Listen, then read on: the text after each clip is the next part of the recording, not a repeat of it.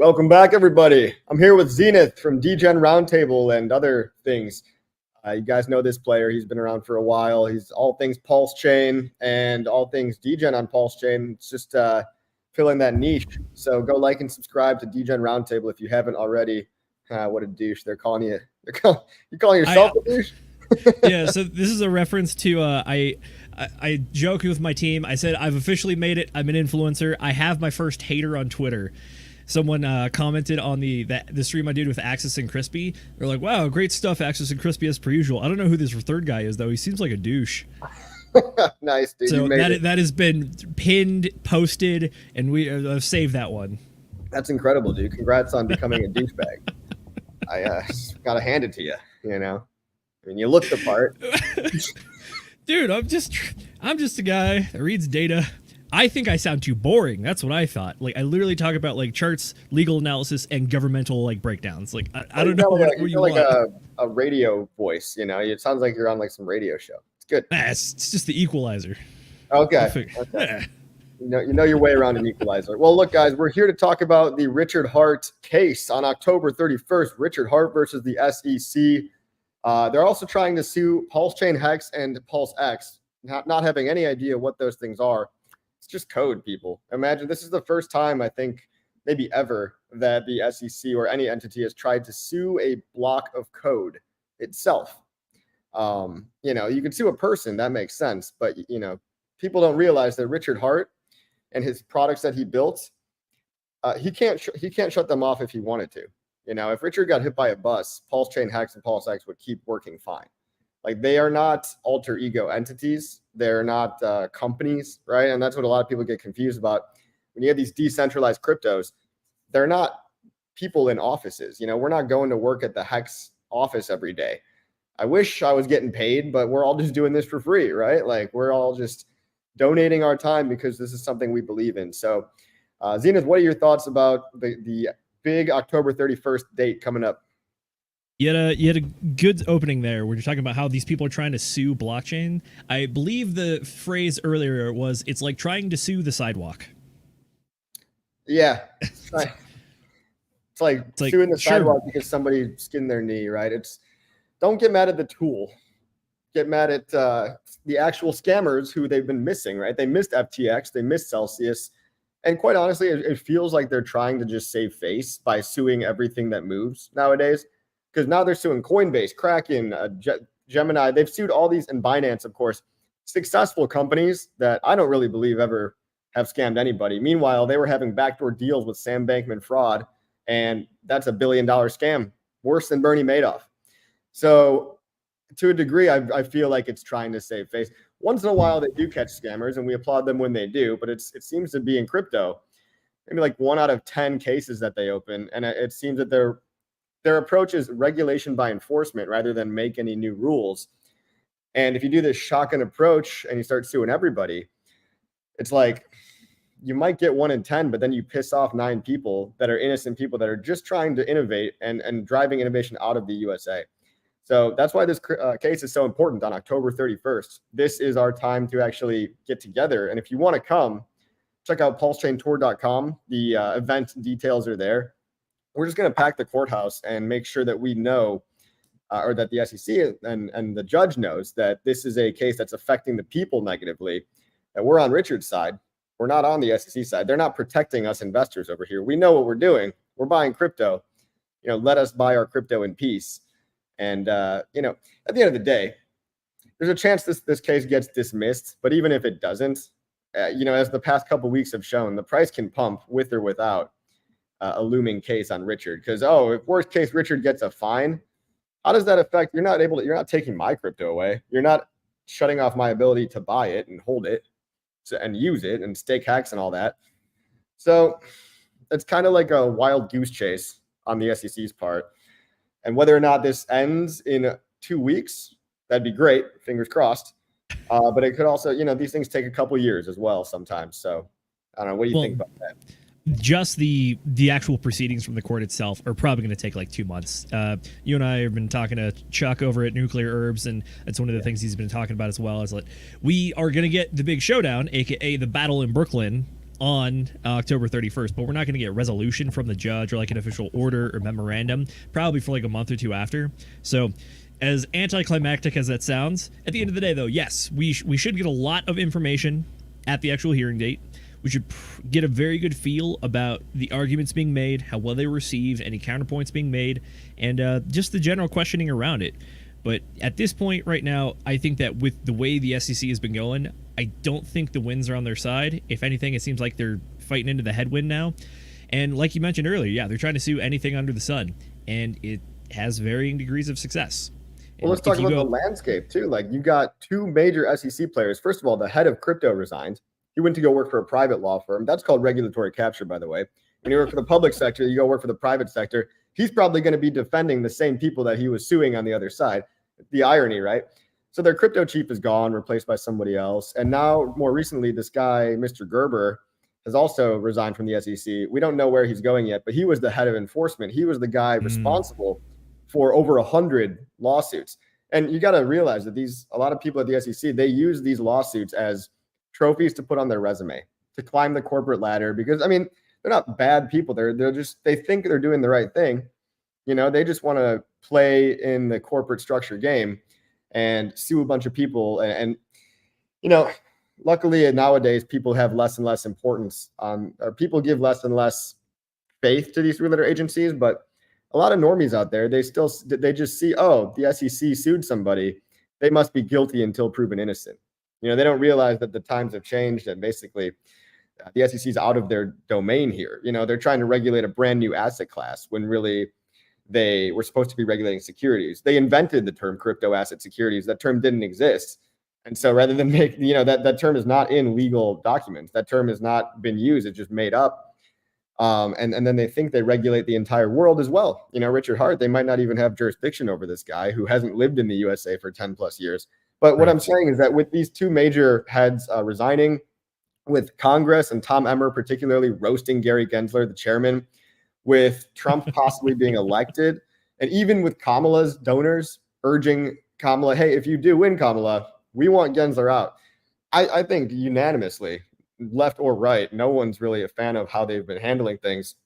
Even Hester Pierce, right? Hester Pierce, who works at the SEC or has worked for the SEC, she's been very critical of them as well. So it feels like the tables are turning, right? And so who knows, by the time this case continues, like if the same employees are even handling the case or still working there, and maybe they choose to allocate their money and resources more efficiently, right? That's true. You've hit some good points there. First off, anytime that Gary Gensler goes in front of Congress, it's always a show. And Tom Emmer is one that never disappoints as well. He's probably one of the most pro-crypto or crypto-forward-thinking congressmen. I apologize if he's a senator. I forget which side he's on or which committee it is. But it's either the Senate Banking Committee or it's like the House. It's a House subcommittee that regulates that stuff. But then the other thing is, you mentioned the SEC's head of enforcement for crypto departed. But there's another caveat to that, which is that he departed and has no replacement, which is just like a little tell that says that this might not exactly be on good terms, or that the SEC was not ready for this. So it shows that there's a little bit of turmoil over there, which I'm not saying it's a good thing to have turmoil, but for the people being sued by the rogue agency, yes, that's a very good thing, actually. Right. And you've even got confusion as to who should regulate this sector. Some people say it should be the CFTC or the FTC. People forget that they exist. Yeah, it's like the SEC has just tried claiming such broad blanket authority, and then every once in a while the CFTC comes back and be like, hey, no, we also have a job to do, and you guys are definitely overstepping. Yeah. So, you know, it's looking bullish in terms of the mentality, right? Everybody's kind of against. And so who knows if they even decide to continue caring and funneling resources into it. I think they also look at these lawsuits as a way to just increase their war chest, to get more money, to get somebody to make a settlement. How much of that settlement actually goes back to the quote unquote victims? Almost usually nothing.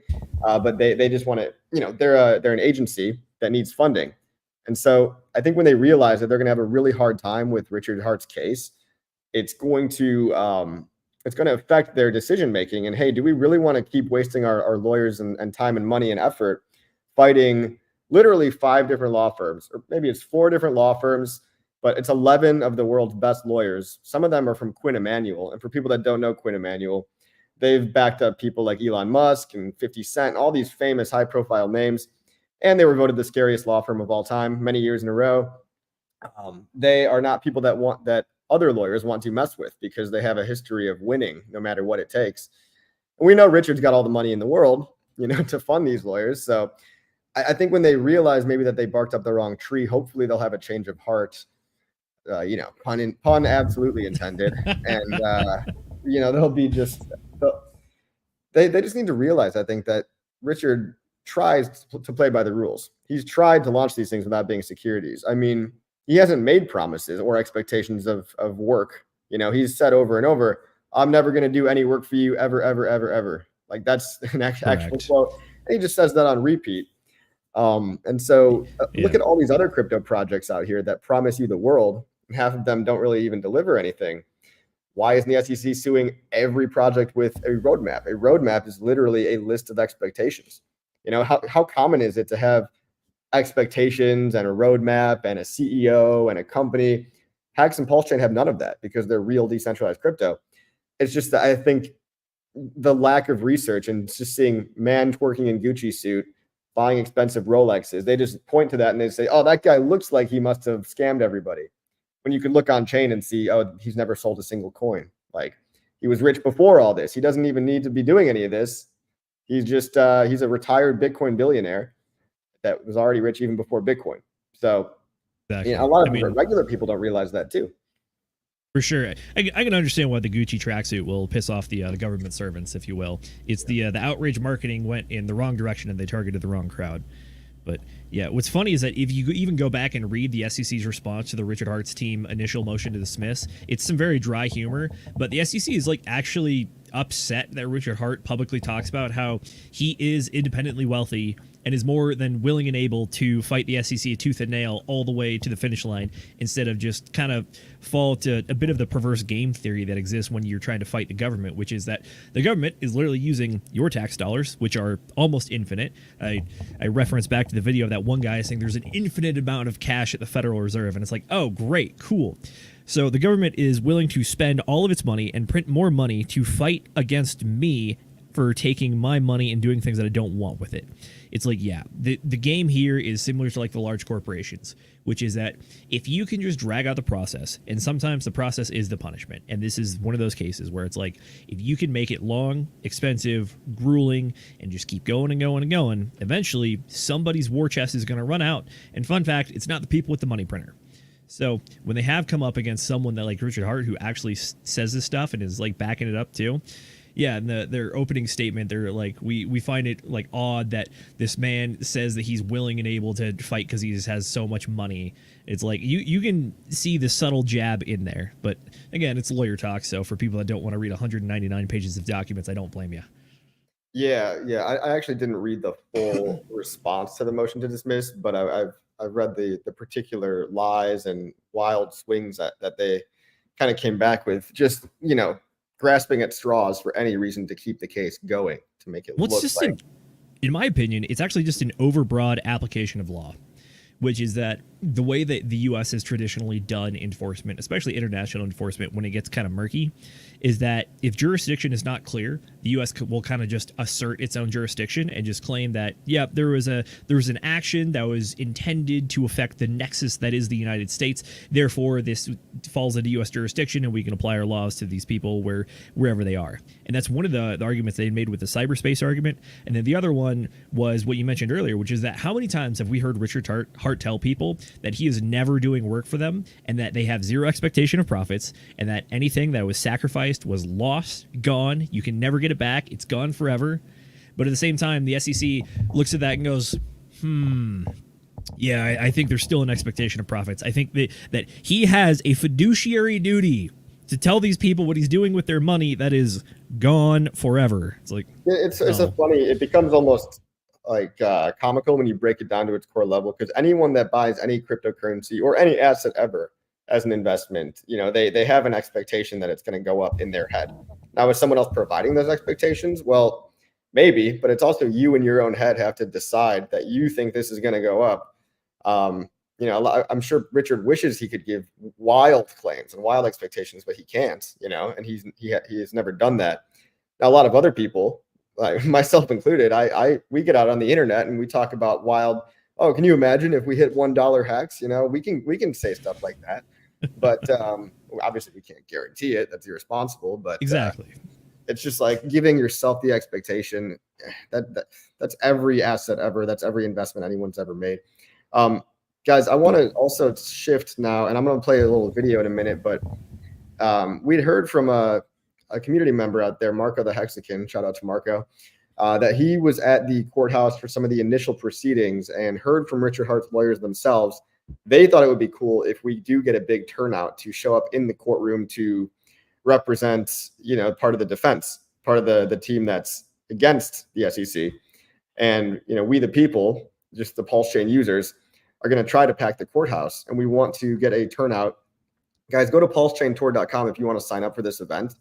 Because if we get people that have paid to agree to come, that's going to be important for providing that to the lawyers so that they can request that we get a spillover room. Because we've got 200 people that signed up, and if 100 people come, we're going to be able to fill up one room, but we might not be able to fill up two rooms. And so we want more people committed by buying the tickets so that we don't just have like 20 extra spillover people sitting around outside, you know, with their dick in their hand, just not being able to get into the, not being able to sit down anywhere. And then you came all this way, right, to New York, and you can't even get a spillover room. So we need basically just to confirm enough people. That's the goal right now.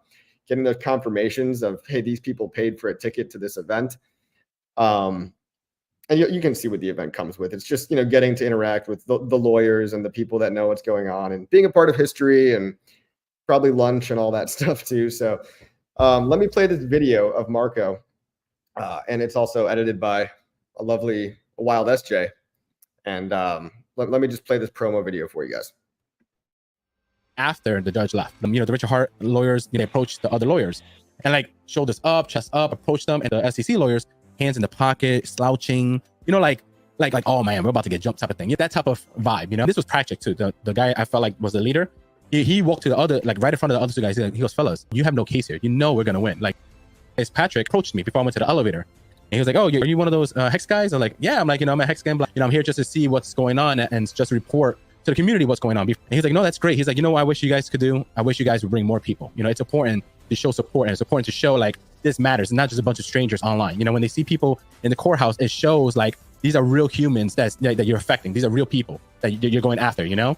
And, you know, it's important for the judge to see, and the lawyers too, to see these people. He goes, look, man, he's like, we got this. We're going to win this. He's like, we got this. Don't you worry about it. He's like, just make sure you bring the, you know, the pack, like bring people next time. He's like, it's important, you know, to do these things. Be respectful, show that you care, show, you know, if you're an investor or you care about this, or this means something to you, like, you know, show like it's your business. You know what I'm saying? Like, you're going to show and represent your business.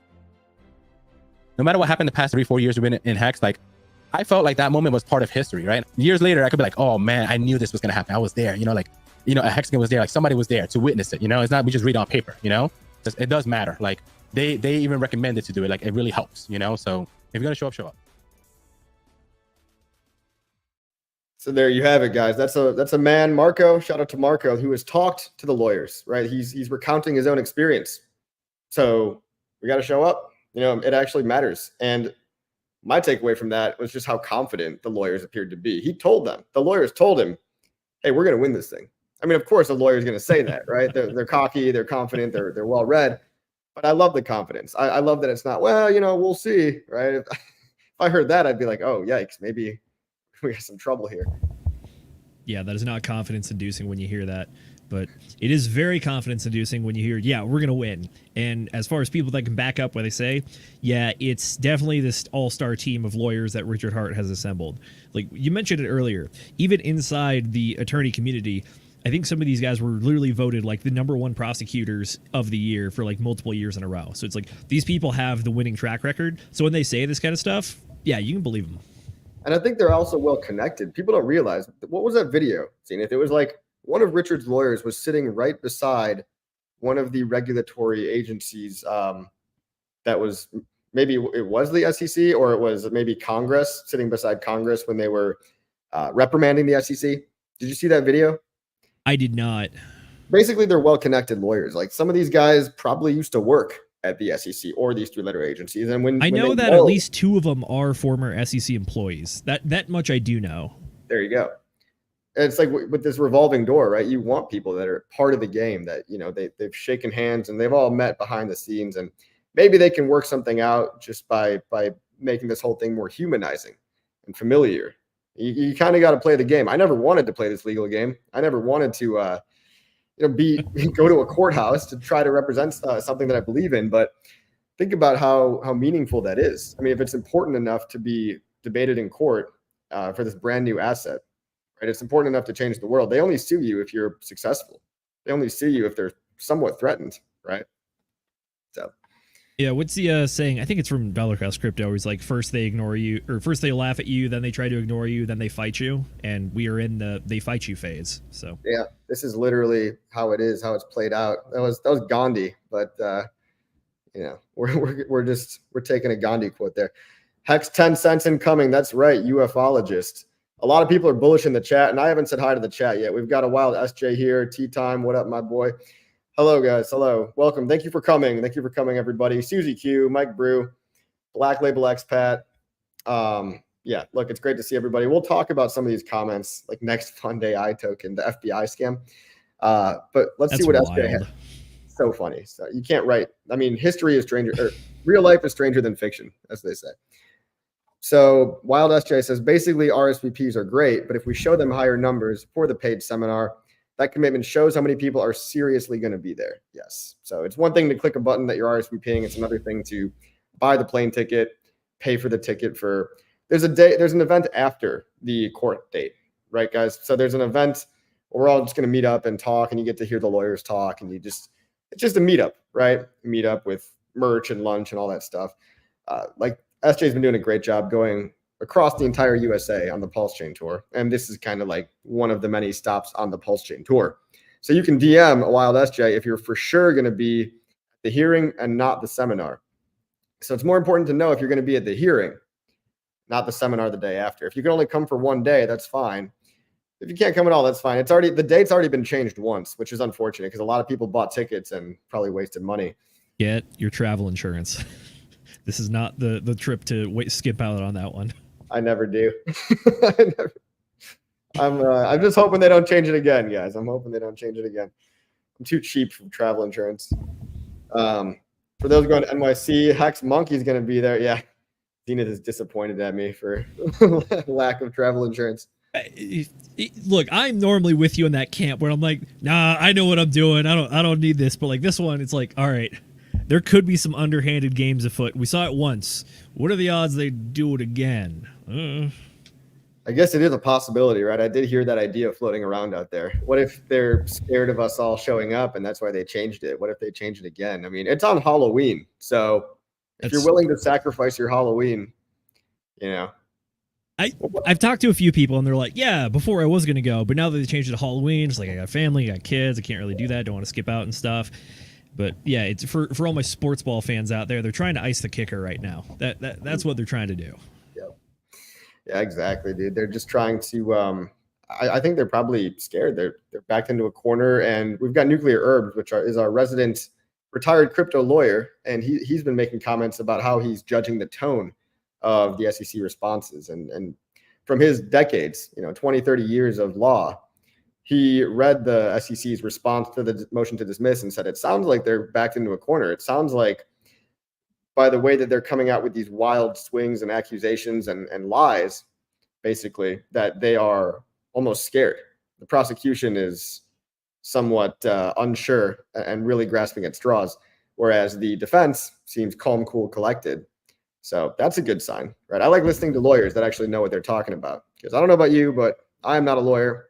Nor am I a financial advisor, nor am I a tax advisor. For all the Suits fans out there, I think one of the quotes is that the law is precise and requires that you be precise. The difference between the SEC and Richard Hart's team is that Richard Hart's team has been precise. So the SEC is like, yeah, he advertised this thing one time, therefore, because he went to the United States afterwards, therefore we have jurisdiction. And then the team's response is like, no, During the launch, when it was what you would try to call a securities offering, even though it's not, by the way, he specifically did not target the United States. And then only afterwards, when he was invited by random people for unrelated things, did he go to the United States. Therefore, no jurisdiction. It's specificity. That's one of the things that I'm seeing in this one as well. Yeah, on that topic of specificity, they also tried to claim that Richard spent all the sacrifice money on Gucci tracksuits and Rolexes and Louis Vuitton. But the SEC's or the defense's response, which is hilarious, was that, well, you're saying Richard did all these things. However, he posted this video of him doing his outrage marketing, buying all this Gucci. He posted that video months before doing a sacrifice or doing any type of thing. So has Richard just built a time machine all of a sudden? Has he gone back? Has he spent sacrifice money, gone back in time, and then bought all that stuff? Is that possible? It's almost like kind of comical that you're accusing this guy of buying things months earlier with money that didn't come in until way later. Never did I think I would read an argument for or against time travel in a legal brief, but it was in there. Yeah, you never know these days. I mean, you don't know what the military's got. I wouldn't be surprised if we've got some time travel already. Well, the UFOs, man. The UFOs. Could be. Could be. What do you think about the UFOs? I think it's a big distraction. I think it's a fugazi. Yeah. You think they're going to stage a fake alien invasion? That would be quite the thing. Is there theoretically a historical precedent for faking an invasion? Yes. Reference back to World War II when I think it was the Brits were like producing all the fake inflatable tanks to fool German spy planes into thinking that they were coming across the channel over there instead of, then they went to... It's called a false flag attack, actually. The word false flag actually comes from pirate times where pirates would put a flag of the country and then get up real close and then change to a pirate flag. I mean, you've seen Pirates of the Caribbean. Also, the sinking of the Lusitania, right? The Gulf of Tonkin, which was a magic made up. Dare I even say newer ones, but we're not ready for that yet. You know, I was gonna say for a good movie reference there, Master and Commander I think is a good one. Where towards the end of the movie, I think it's Russell Crowe. He's telling the guys, but yeah, we're not flying a country flag, and we're gonna make our ship handling skills look loose and sloppy to make them think that we're fishermen or something. It's like that's how you really lure them in. Yeah, seriously, for sure. I mean, for folks that. One of the best explanations I've heard about like a cult phenomenon or like alien discoveries or whatever is that the human mind is not really able to, there's very few people that are able to come up with genuinely creative ideas and things that have never been thought of or heard of or seen of before. Everything is typically an amalgamation or a mashup of something that you have seen or heard or have some conception of. So for a lot of human history, like if you had looked up into the sky and you saw a thing that was flying that you didn't recognize, this is probably where like the legends of dragons come from, where back in that day, it was probably the survival scenario. And you're like, okay, this is a thing that's coming to kill me. It's either a wild animal, because those do that, or it's either an invading enemy, because they also do that. So I think that the UFO stuff is very much a recent phenomenon, which is that it's probably only been really in the last 100 years after the invention of like human flight that we've really even thought about that stuff. But for reference to what I'm talking about, you can go talk about it. The other alternative option is that it could actually just be some sort of or some very classified technology that has not been officially tested yet. And what you're observing is probably just like some sort of like visual optical illusion. And for reference, back in the day, a lot of people thought they were seeing UFOs, but really what it was one of the U.S.'s first stealth fighters, the F-117 Nighthawk, which is like the super angular looking thing. And because it was one of the first planes that didn't have an actual radar cross section to it, people were like, "Oh, look at my evidence! There's a UFO, and it's stealth technology. All of our planes have radar cross sections, but this one doesn't." And it's like you never thought that we might develop that technology one day until we did. So, well, yeah, I mean, technology, is no different than magic from 50 years ago, right? If people from 50 years ago saw our iPhones, they would call it magic. Now we just call it technology. But you're taking a very Occam's razor, simplest explanation is most likely true approach. Now, correct. I could challenge you and say, well, yes, in 1947, I want to believe, Zenith, I want to believe. In 1947, right, Roswell was kind of one of the first big sightings of a UFO. Just so happened to be right around the time that we were building the first nuke. Right. And so the story goes, the lore is that, oh, the aliens are here because they don't want us to destroy ourselves, or that launching nukes somehow creates a ripple in the universe. Now, I'm not ready to connect all these dots that simply aren't there, but I am open to the idea that there might be technology that maybe we've been handed, or maybe that we've simply just developed, because I don't want to discount human ingenuity as well. If you look at the 1950s, there was a lot of public advertisement for the next big thing being anti-gravity. All of a sudden, the anti-gravity propaganda stopped and went dark. And, you know, again, with Occam's razor, you could say, well, this might be because we developed it. Maybe it's because we have it, but we realized it was so powerful that we don't want our enemies to get it. So maybe if we're doing all these tests, and even if it is just our black budget military Lockheed Martin Skunk Works UFOs, all man-made, maybe it's too big of a deal to really get into the wrong hands.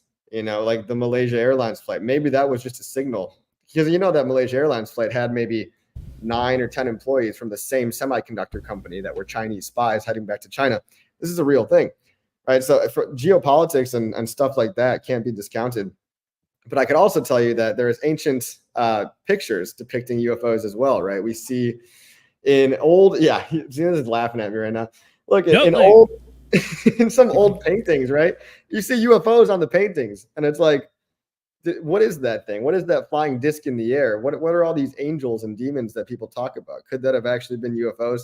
And now I sound like I'm some guy on History Channel, right? But I can't discount it, right? It's more fun to believe that it's aliens, but it's also in all likelihood. There you go. Get ready. I'm glad you got the foil hat on. In all likelihood, it's probably our own technology to some degree as well. The government's always 20 years ahead. 20 years ahead. I know. Aliens, right?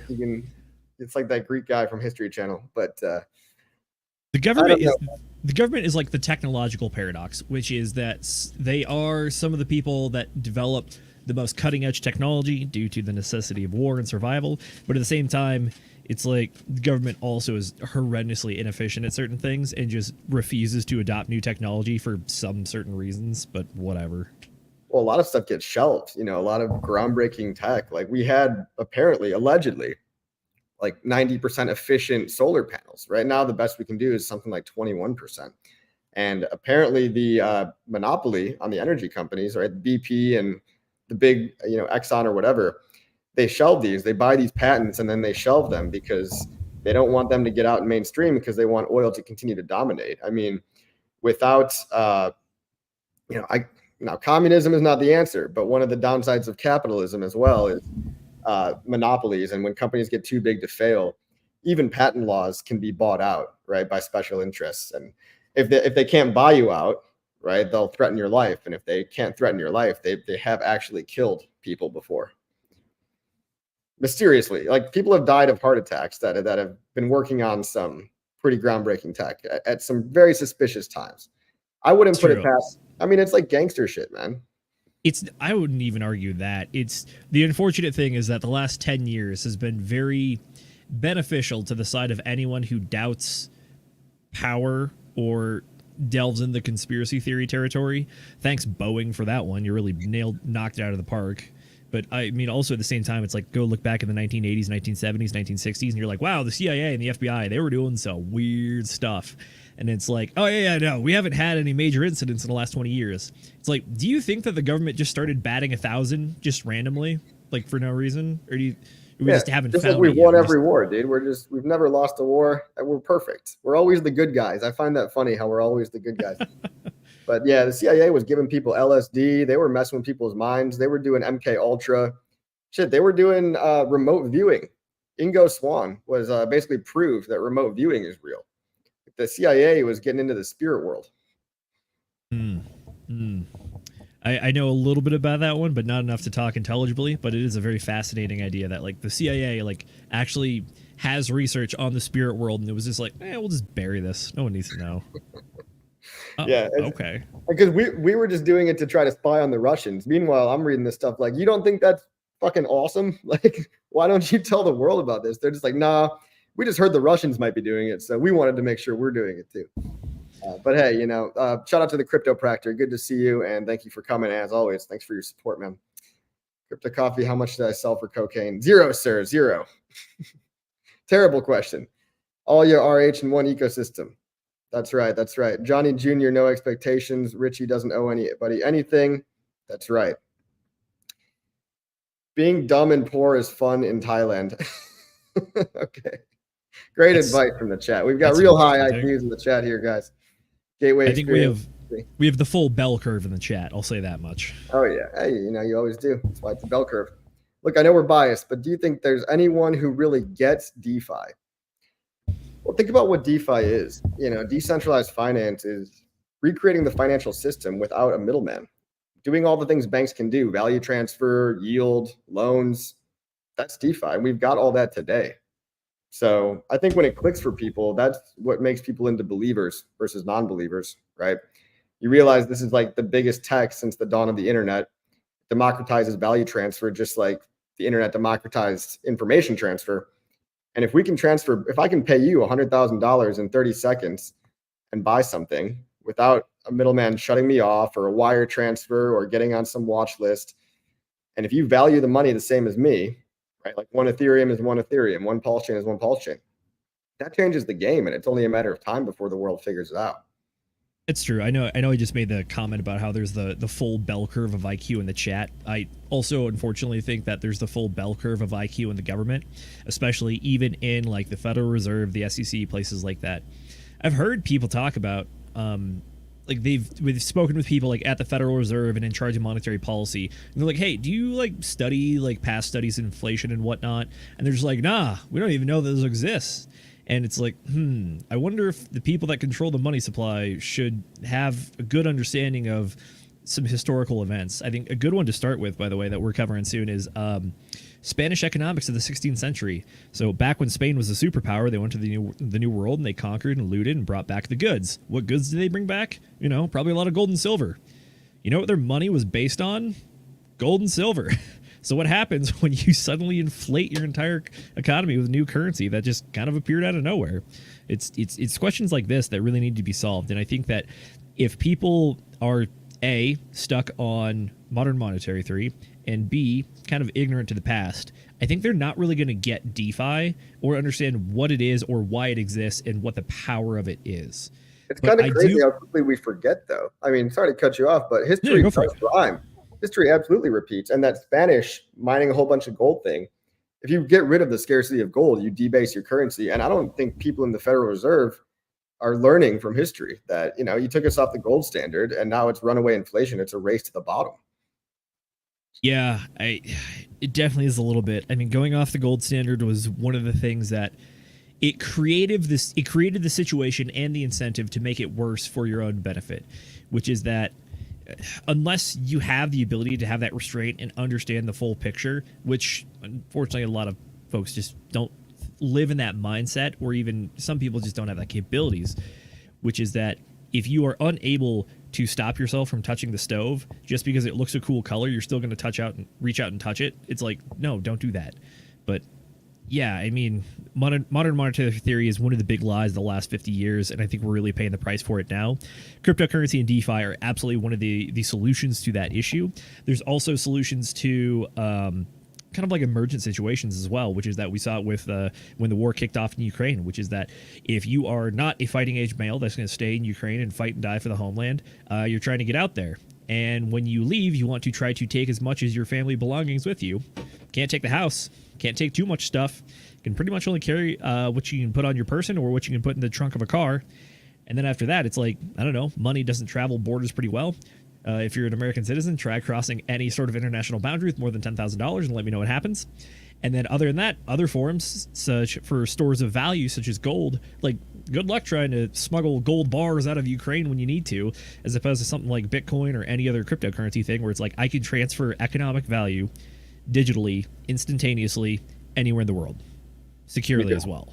And you could hold it in your head, really. I mean, if you memorize the 12 words, as of right now, we have no way of getting that out of your head. So the low cost of carry that's something people don't talk about, right?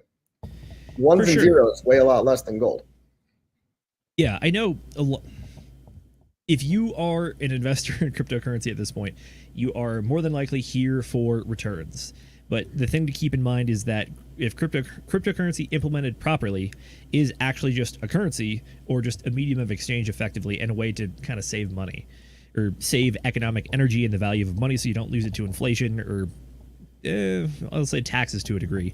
But it's the idea that this is used for an actual use case as opposed to just making money on it. But if it serves the purpose that it is going to serve in terms of other inflatable currencies that the rest of the world still predominantly uses, like the US dollar, then yeah, you are technically going to see an increase in the number of US dollar per Bitcoin, PulseChain, HEX, whatever. Mm-hmm. Yep. And we've got a question in the chat. What do I think about the max length stakers from Goat Farmer? Aren't I still one? I am. I've got multiple maximum length stakes. Now, they are smaller quantities of HEX than my shorter term stakes because, like you just said, Zenith, like if a currency continues to be debased, if inflation continues at the rate it's been going, I don't think crypto is going anywhere. I think it's still going to be here in 15 years. I think people, just like me, there's enough people locked in for those 15 years that we're still going to be around talking about this. So even if, HEX just holds its value steady, right, compared to the depreciating dollar, it's still a better place to hold my money than the dollar, right? Obviously, the volatility is incredibly high, especially in the early days of coins. We've seen that in HEX. It's like down from the top a whole bunch, but a lot of people didn't buy the absolute top. They bought somewhere in the middle, and hopefully dollar cost averaging the way down as well. As long as, again, like this, imagine HEX is only 50 cents in 10 years, right? Only 50 cents in 10 years. It's probably still going to outperform any stock and almost certainly outperform just holding the dollar. Like saving money in dollars today is basically losing money. So yeah, I'm still a delusional believer, guys. I'm still a delusional 555er. Time will tell if that ends up being a good decision or if that's just lost in history.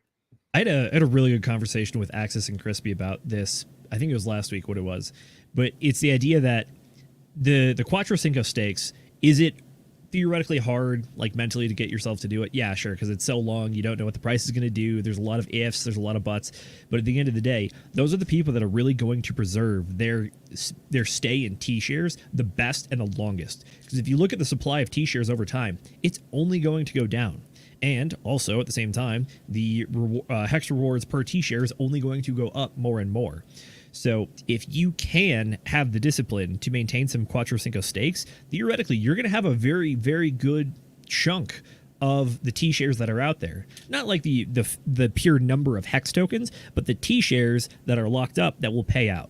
A bit of a shout out to Crypto Kool-Aid. He's the one that really popularized this idea for me, which is that the use case for HEX is the T-shares. It is the staking. If you are not interacting with the contract in that way, what you are doing is you are opening yourself up to some degree of inflation that is similar to the fiat currency that you've been trying to escape, especially if you plan on holding liquid.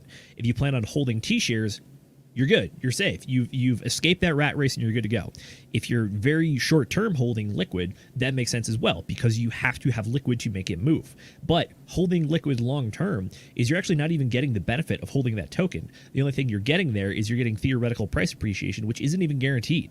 But if you go T-shares, and especially the Quattro Cinco ones, the longer pays better bonus is miles away better than the bigger pays bonus, and it's so easy that anyone can do it as long as you have time. Guess we all have to, because we all have time. So there's a lot of very interesting game theory surrounding who is in HEX for how long, what your strategy is, what your size is, what you want to be at the end of the day. Like if you want to be a dolphin or a shark in 10 years, it's probably more possible than you think, especially if you count it in T-shares as opposed to just the pure number of HEX. I mean, it's way easier at 1 penny than it is at 50 cents. But also that.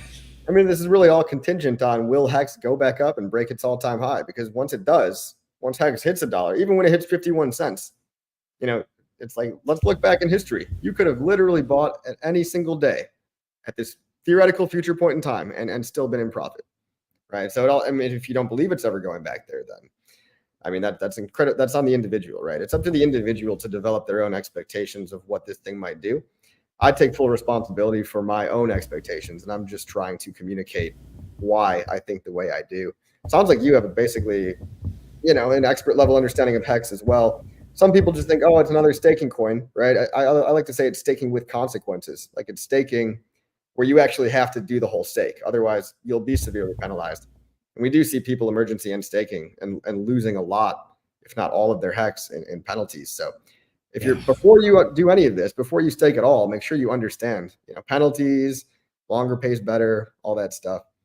Yeah, I'm going to keep bringing up the IQ curve here thing, but it's like you can either think about HEX on the left side as I am an individual, I am not big enough to affect the overall market, or you can go on the other side of the bell curve and be like, I am part of an ecosystem that is able to adjust and can reward individual players for their strategy and their effective carry out of that strategy, which is that if you're one of the people that doesn't emergency end stake and you have the longer stakes and you're receiving the benefits, you could receive an outsized proportion of the rewards even better than what is mathematically advertised at the baseline. Because remember, everything that's been shown for that 36.9% APR, that is the minimum. It has the ability to go higher, theoretically. Well, yeah, because the daily HEX per T-share per day is steadily increasing. So bingo. There you go. Without quoting crazy high numbers, I mean, you could have hundreds of percentages of returns in HEX alone by the time but yeah, the numbers that get quoted are like 20-30% these days, and even that seems unrealistic to certain people, right? There we say, oh, it's actually 120% or something like that. Look, people will call us delusional, of course, if they don't actually believe, but I prefer optimistic, right? And the difference between delusion and not delusion is time and becoming a success over time. So, all those crazy people that we're talking about $1 HEX at a penny, and it comes to fruition, they're going to look like geniuses, right? That's true. What a really good Alex Ramosi quote or moment that I saw was he was asked to give a keynote presentation at this like VidCon thing, talking about like how to do social media marketing and how to become the overnight sensation. And he was like, here's the secret to becoming the overnight sensation. You work hard for 10 to 12 years, you strike it really big all at once and realize that's typically how money flows, and then everyone pays attention to all the money you just made and not the work that you did for the past 10 years, and that's how you be the overnight success. Right, like, exactly. And that's the same thing with crypto. It's like, who's not going to catch the 1000x pumps? The people that bought 3 days ago. Who is going to catch those kind of pumps? The people that paid attention to the bear market and DCA'd low as opposed to recently. Right. That's why I'm willing to be here for the next 5-7 years. I mean, maybe if I'm not on YouTube, hopefully I'll be contributing in some other way behind the scenes. But I've already been at this for 5 years, this HEX thing, and I've been in crypto for 4 or 5 years, even before HEX existed. And I got in crypto in 2015. HEX existed in late 2019. So, I've been here for a while, and I do think this is the type of thing that is worth putting the time in, and is worth manifesting and trying to make it into a reality. And, some people don't want that. Some people might just, and that's the thing with Tragedy of the Commons, right? The whole fair launch. I just tweeted about this. It's like when you give an equal amount of coins to everybody, nobody's incentivized to buy any more coins. They just dump it. Like a lot of airdrops just get dumped, right? Because you put in no effort for the coins. When you pay money, you pay attention. That goes for, buying a course or buying a crypto, giving it away for free. It's okay to give away a little bit for free, but HEX launched where you actually had to buy in. You actually had to sell yourself on the idea and put in your own hard-earned money and stake it, right? And actually press the stake button yourself. And I did that. I laddered all the way out 15 years, and I'm like, well, I guess I committed to this, right? Let's actually see it through. And those people that that stake long and hopefully buy low and ladder, they're the people that are incentivized to put in effort and value as well. Whereas someone maybe that just bought once near the top because it was the cool thing to do, is like speculative bandwagon, and the price dropped and they didn't actually believe, they're probably, well, hopefully by now they're washed out, right? But you have a choice. You could either double down on the belief, or a lot of people, I think, maybe just didn't actually believe, and that's why price dipped so much on the way down. Yeah, to give people the benefit of the doubt, though, there are different strategies you can take with this, and you can have varying degrees of success. Granted, at the end of the day, it also depends on the magic 8 ball doing what you thought it was going to do. But yeah, if you buy at the top, you got to ask yourself, what am I doing? Has the situation on the ground changed? Am I going to change what I'm doing as a result? Or do I just need to do something like keep buying on the way down so that we can actually secure those gains on the way down and the way up? Yeah, it's hard when you just only focus on like the winners, or like this guy made $1 million on a meme coin, but you don't see the thousands of people that lost, even on that same meme coin, but on other various meme coins as well. or you don't see how many times that one lottery winner failed before he hit his million or whatever. Exactly. Survivorship bias is very real, and I think it's very real, especially in gambling to start, but also I think unfortunately in the crypto space as well, because some of the success stories have been absolutely massive, like just mind-boggling. Like numerically, it seems almost impossible, but it happened and it worked, and the guy has the money. I'm seeing it. The other half of it is that you don't see all the tokens, or you don't see all the broken dreams whenever coins inevitably have their death cycle at the bear market.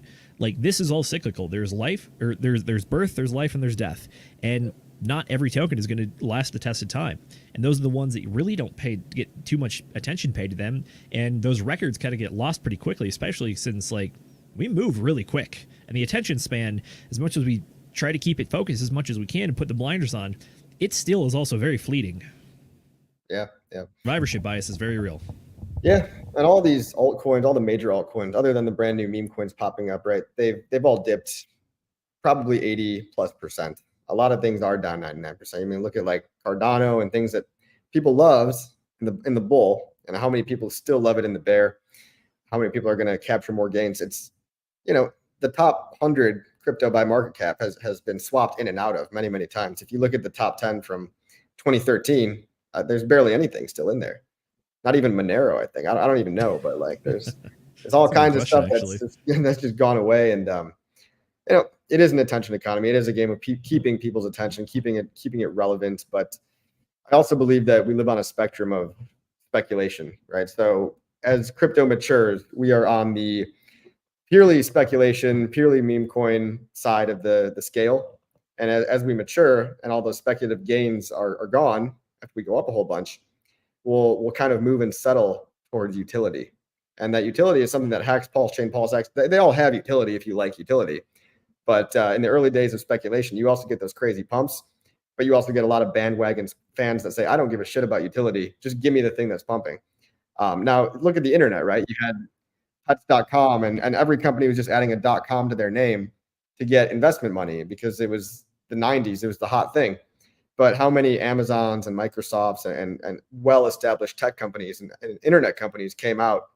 It was the ones that continued to build a product, market it, and have something useful for people. So if you think trustless yield is useful, I do. I think it's always going to be useful. And I think it's more than just, there's so many staking tokens, right? But this is staking with consequences. This is staking with an actual game theory dynamic built in.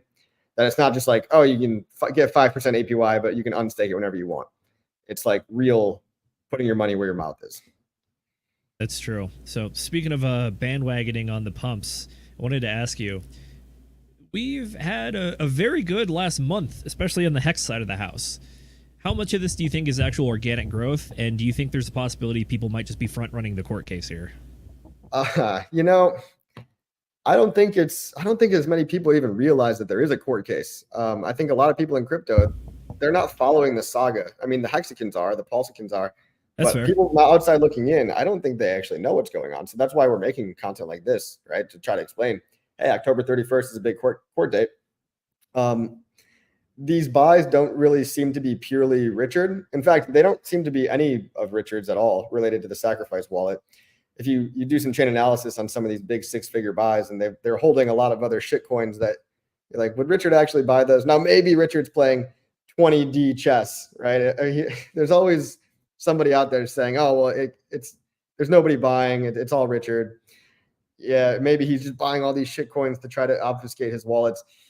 Okay, but there's going to be people saying that at $1 HEX too. There's going to be people saying, it's all Richard. It's, they're going to say that at the top as well. But I know for a fact in the last cycle, right, there was a lot of regular people, hundreds and hundreds of people that did very well, maybe even thousands, right? Now the community is probably 20, 30,000 real people. And, these people, some of them have a lot of money, right? Like moving to, being in Puerto Rico and being around all these people that a lot of them are high net worth individuals, you realize how many millionaires there are in the world. And it's not a lot. I'm not saying they're everywhere, but there's people that can chuck in 500K just as a laugh, like just for funsies. And that's just their play money, right? And there's people just in the entirely different ball games that I'm starting to realize. And so, like I say, like crypto's for the little guy. crypto does give everybody an equal potential to make money, because there's no, you don't have to be an accredited investor or anything like that. So, and we're trying to speak to everybody as well. But one guy with $1 million is literally going to pump the price the same way as 1,000 guys with $1,000. That's literally just math. I mean, it's a couple of millionaires coming in can really pump the price, and I think it's almost arbitrary. I don't think it has as much to do with the court case, because if we're being realistic, I don't want people to expect a dismissal on the 31st. I don't want people to be expecting something crazy. Now, if it happens, I think we keep pumping. But if it doesn't happen, I also think that like election season and October and just 2025 bullish money printer, I think all that stuff can overpower the news of whatever is going on in Richard's world, which is a subset of crypto. Crypto is a subset of humanity already. And the little old HEX community, us, however many of us there are, 30,000, 40,000 people, we're a subset of that, right? So I almost don't want to be biased towards thinking that our world is the same world that everybody else experiences. Hold on a second. Hey, thank you, Max. Glad to have people like you in the community. Thank you for all that you do. Thank you for the tip, Max. Appreciate that.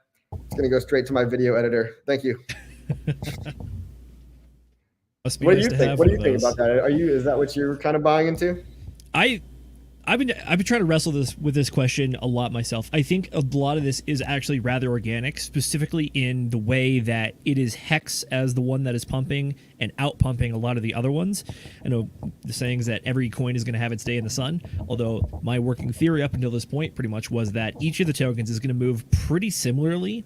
They're always going to go relatively in the same direction, I think, just because of the inherent liquidity and the bonding of the core tokens together.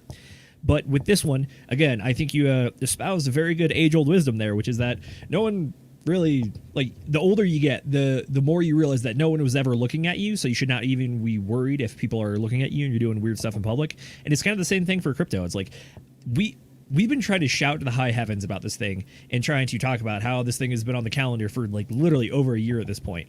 But the rest of the crypto community, there's so much other stuff going on that I doubt they even care or even know, like you said. Because, I mean, what some of the other narratives right now, like the whole CZ in jail, getting out of jail thing, we still have FTX repayments going on. We have Mt. Gox repayments going on. Billions of dollars.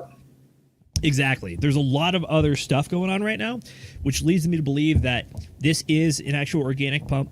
I would not be surprised if some people do try to take profits, but at the same time, I think this is actual market forces going on. So I'm very excited to see it.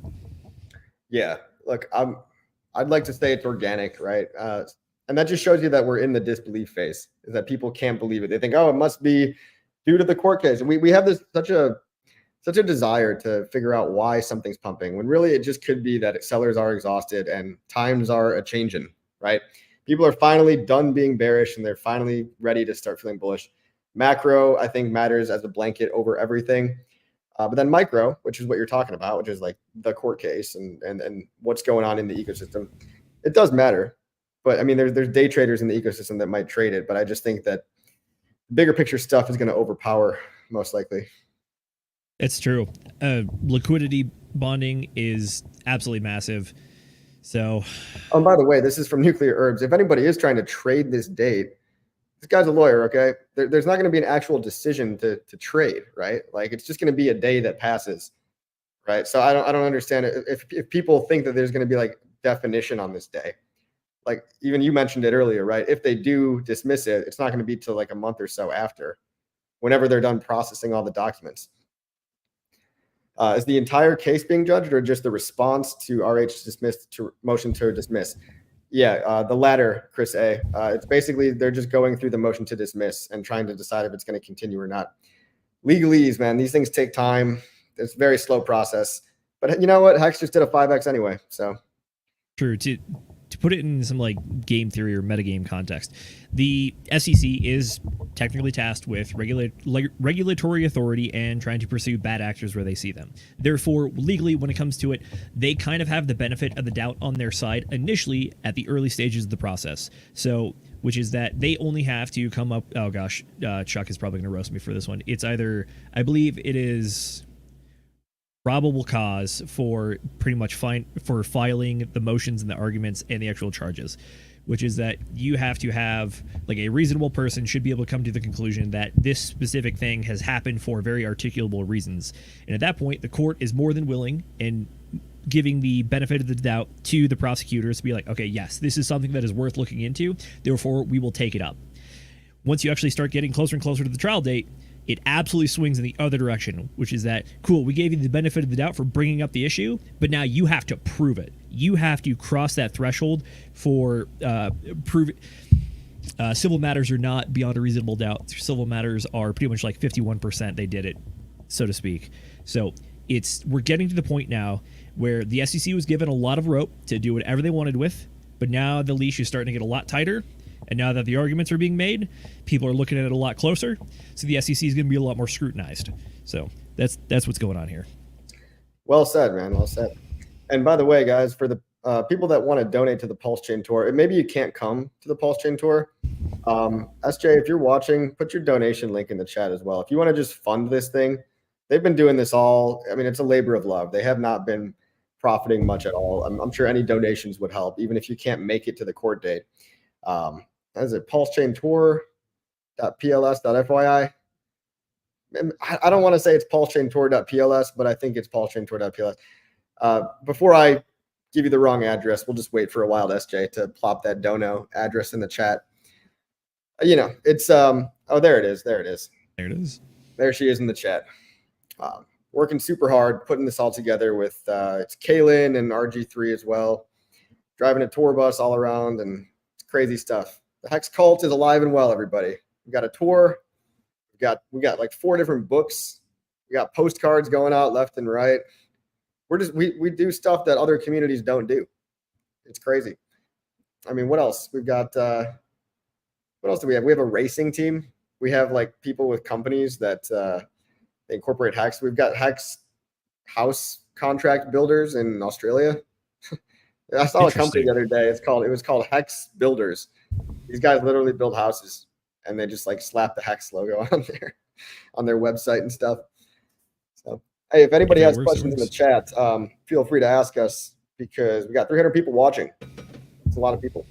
Absolutely. I'll go ahead and make my pitch real quick, which is that I always want to provide people with a good product anytime you're asking for money. I think the PulseChain Tour is a very good example of that. It's not me putting on, it's not me getting any of the money. I just think it is a cool event put on by cool Hexkins that do good work.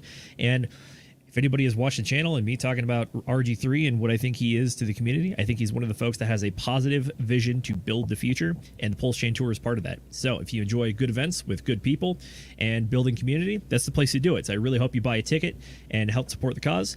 If you want to just be philanthropic for this one, I completely understand. If you don't want to come to New York, it's a little bit pricey. I get it. So if you would like to support the case or support all the work going on over here, yeah, check out the PulseChain donation address and that SJ put in the chat, and anything goes to help the cause. It goes a long ways. So I'm sure they will be very, very supportive of that. Thank you, Zenith. Yeah. Finbear's in the chat. What's up, Finbear? He says, we've got carnivore groups. Yeah, we've got the Hex Guild, which is like an organic farming group. So many little factions, so many spinoffs of things that are just whatever people are interested in, and they just tie crypto into their lifestyle like that. Nuclear Herbs is saying, yes, you have to lay out enough facts in the case to prove that, to show that you could eventually win if those facts turn out to be true. So is this in response to the allegations? Yeah, this is in response to me talking about kind of what's going on right now, which is that what is going on at this trial. At this trial, or sorry, not this trial, at this hearing, excuse me. What is going on is the SEC is trying to prove that they have facts that on their face look to be true enough to prove their case in the court of law. What Richard Hart's team is doing is being like, no, these arguments don't make sense, therefore it's not even worth trying to continue this line of questioning or put effort into this and, waste taxpayer dollars. Gotcha. And a dismissal would be great. A dismissal without prejudice would be even better, right? That means you can't sue us again, right? Because imagine they just come back later with more, but that's okay. That's for another time. And again, the market has decided, LOL, that you can pump without, with having a looming SEC case, the market can still pump. We saw HEX go up 500%.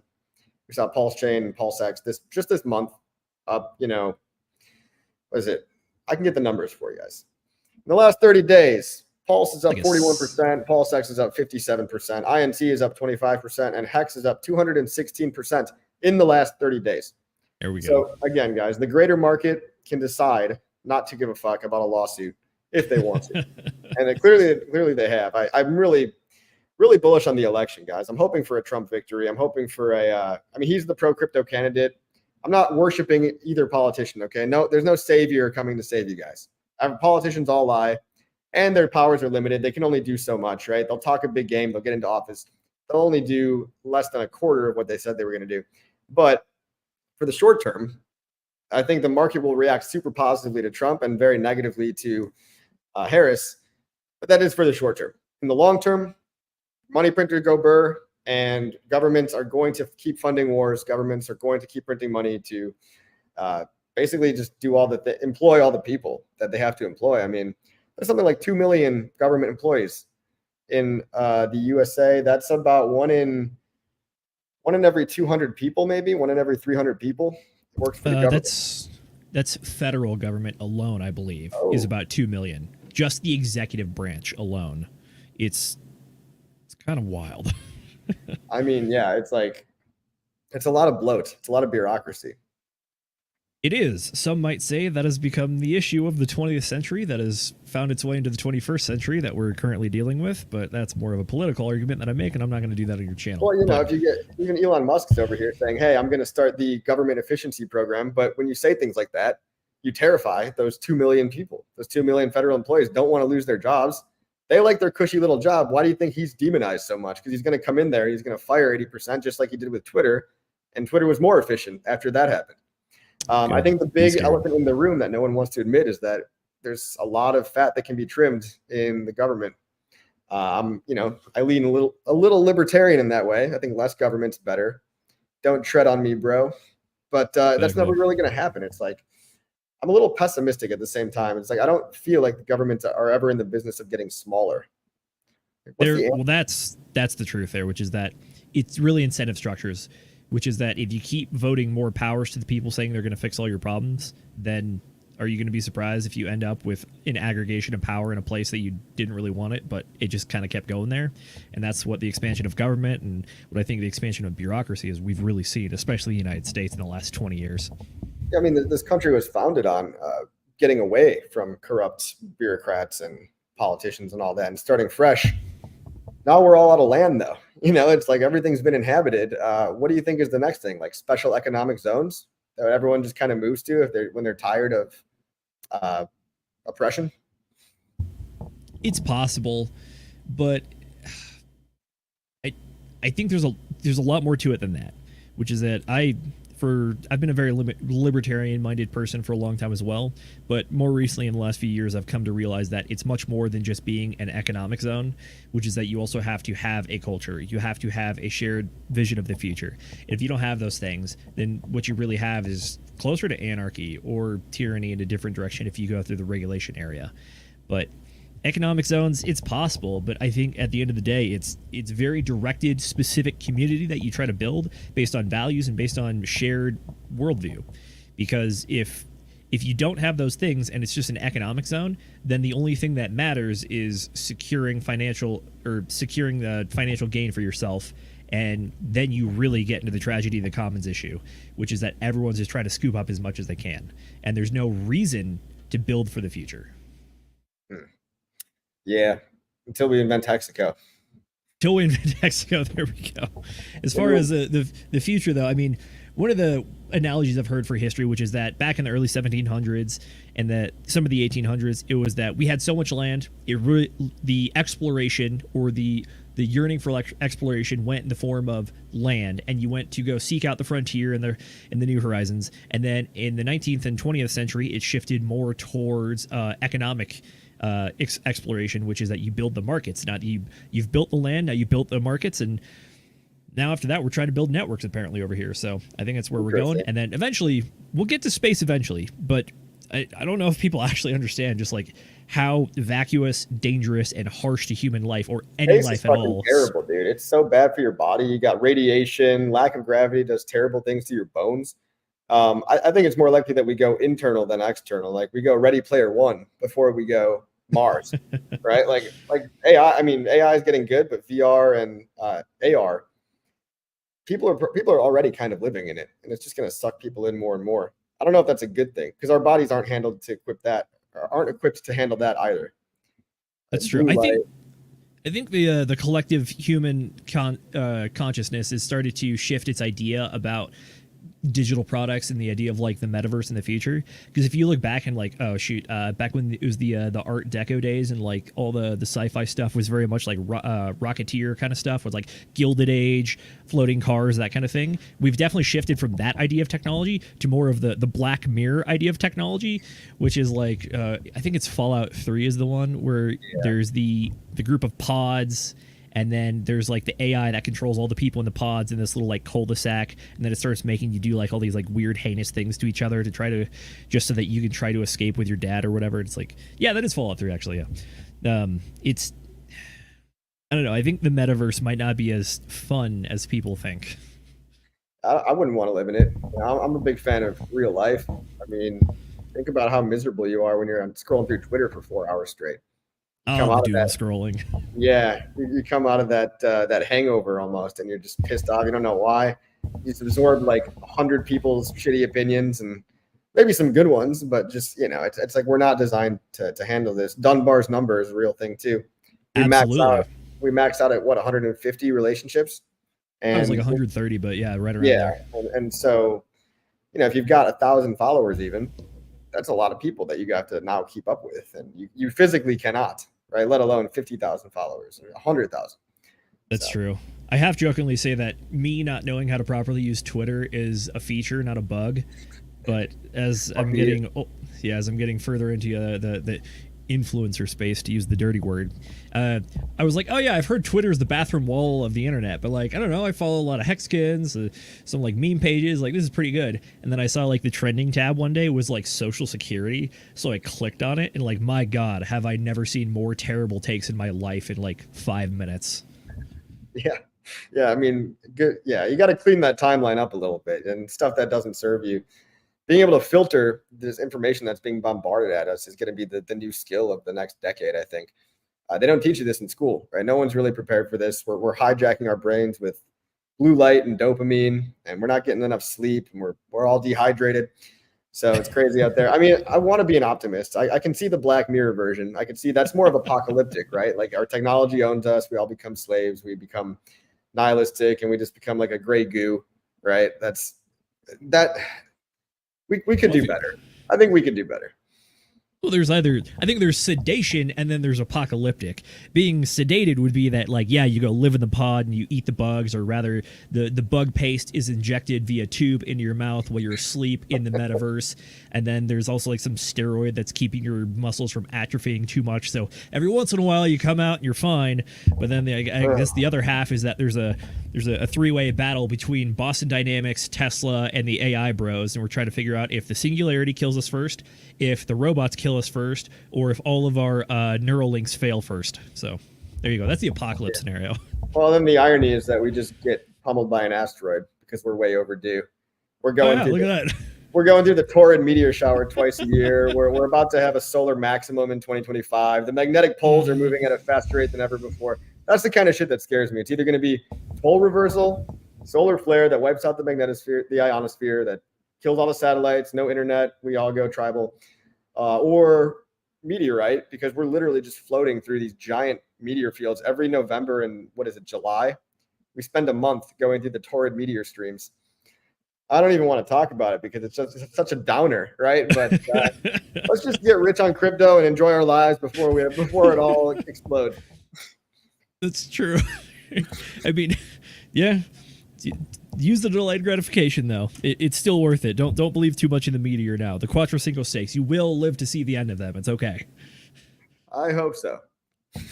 If we're not, we got bigger issues, which, I mean, at the end of the day, it's all just zeros and ones on a digital thing somewhere. And if we're dealing with real world problems, shall we say, then yeah, that suddenly goes out the window very quick. Right.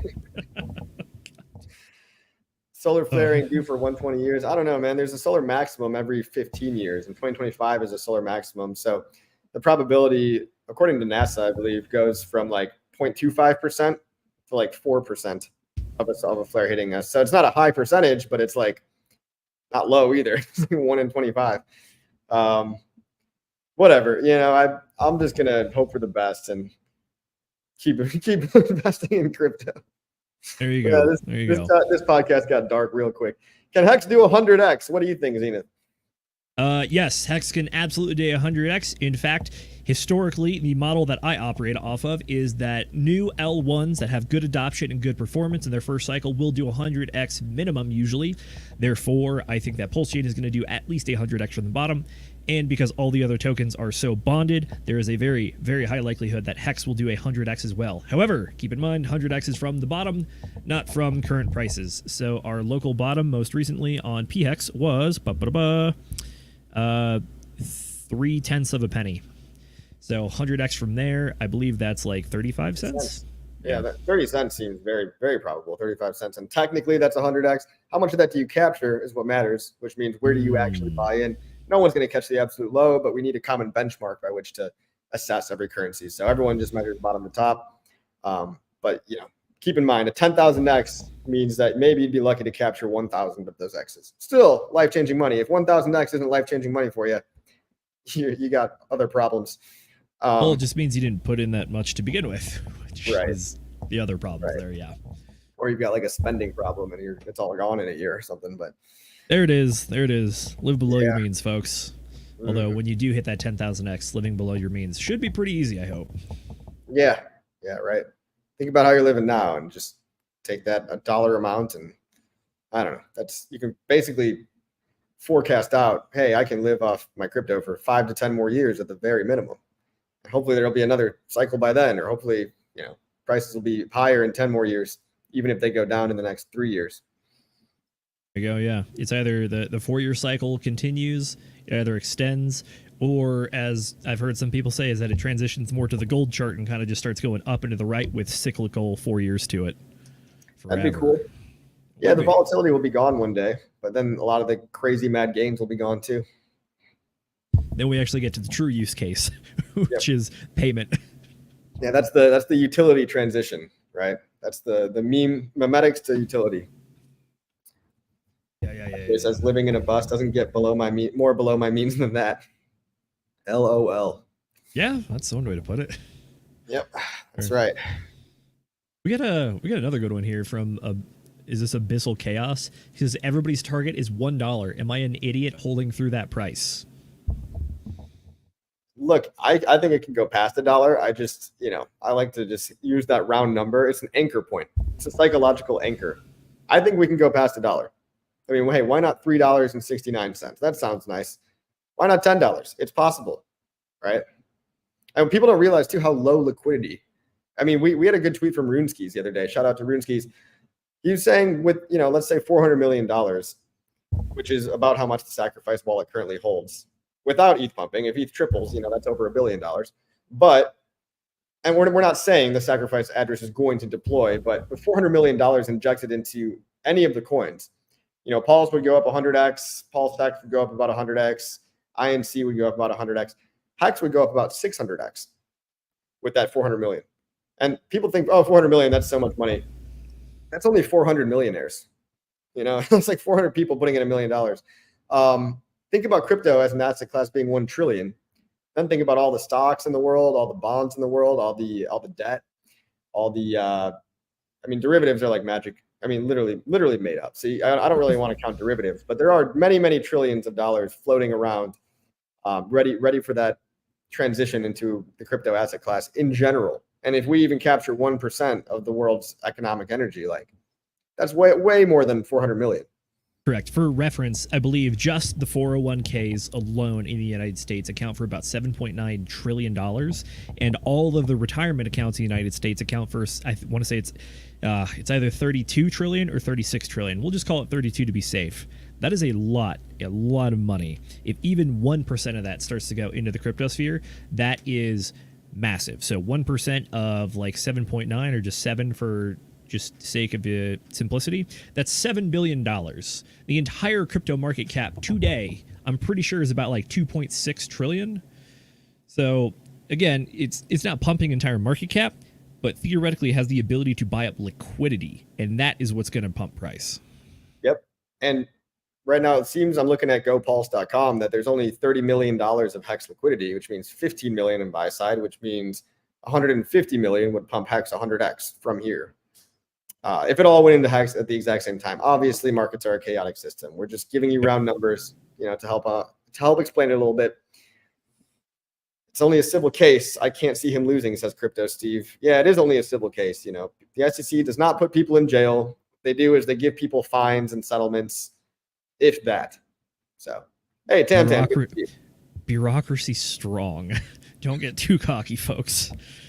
I'll say that much. And remember, criminal prosecution requires that whoever is the deciding decision, whether it's a jury or a bench trial, it has to go beyond a reasonable doubt. AKA, you cannot have any doubts that it did not happen. For civil cases, it is only a preponderance of the evidence, aka more likely than they did it than they did not do it, aka 51% to 41.9%. All you need is that 51% as opposed to like a 100%. So yeah, civil, it's nice, you're not going to go to jail, but at the same time you lose a lot more, unfortunately, as well. And that's the downside to that. Yeah. Well, let's see. Absolute Chaos says, I just believe if everybody's holding for $1, then it's either going to go under or over those expectations. Yeah, $1 is a nice anchor point. Like I said, it's a psychological level because it's $1. Everybody knows what $1 is. Everybody has an idea, a mental model of a physical US dollar. I remember Here's another thing to consider, though. Is it $1 for PHEX or $1 for combined HEX? Let's keep it simple. Let's keep it simple for the people. Look, that's fair. It's something to keep in mind, which is that which chart are you looking at? Because when we did have the PulseChain launch, we had the fork of Ethereum, aka everything got copied over. And now what we've effectively done is doubled the supply instantaneously. Therefore, it makes sense to have some sort of understanding that these two prices are now connected in some way, shape, or form. Granted, the market has absolutely kind of diverged since then, but they both have that shared origin point, which means that if you want to take price history from the last one, you need to take it with the context that we did double supply somewhere along the way. Yes, HEX will continue to have a price. I hope that it eventually pegs at a ratio. With that, that's going to require increased liquidity. But again, I haven't EES'd. I haven't unstaked any of my HEX. I've just got my popcorn because, quite frankly, I don't have a clue what is going to happen with the ratio there. All I know is it will survive. I was going to say to Chaos over here, I remember the days in HEX where we were doubting that it would ever go to a penny. A penny was the round number. And we would say, oh, man, can you believe if HEX gets to a penny? Oh my God, that would be like hundreds of X's. And it was, right? It was like, it got there and then it went to 50 cents. So, it's hard to say, but people are in the early days of Bitcoin were saying the same thing about $1,000 Bitcoin. Oh man, Bitcoin, you think it'll ever get to $1,000, right? Like I could see $100 maybe, but certainly not 1,000. And just by standing the test of time and keeping the engagement going, keeping the usefulness going, became the brand name. Bitcoin became the brand name. We'll see what happens, guys. We'll see what happens. We are taking both hexes way over $1. I love it, Tam. There you go. It might not be this cycle for EHEX, but next cycle, I could very much see that for sure. Yeah, if not now, then I've got 15 more years, right? Well, my original plenty of time. Stakes, isn't that crazy? My original 15-year stakes only have about 10 years left. HEX is almost 5 years old. We're not even halfway. I know. It's a 1/3. Crazy. Wild stuff. Google Peggy Kuo. I've Googled her. What about her, Chris? Do you have Chuck info here?